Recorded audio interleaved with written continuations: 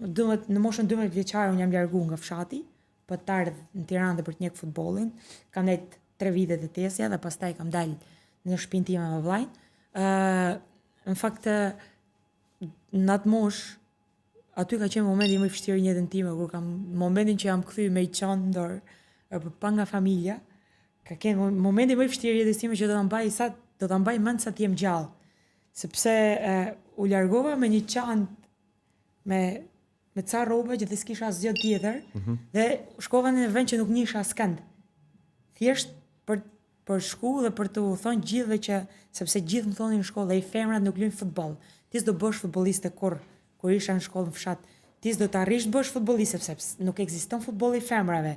Por unë jam kjo që jam, kam punu, edhe unë ju kam tregu gjithëve që unë kam luajtur futboll, jam bërë profesioniste, sot jam kapiteni e ekipit kombëtar, kam shumë medalje në qafë, kam shumë kampionate, dhe ju kam tregu gjithëve që unë kam luajtur futboll, edhe pretendoj edhe për më tepër. Më thënë gjithmonë që pretendoj edhe për topin e art.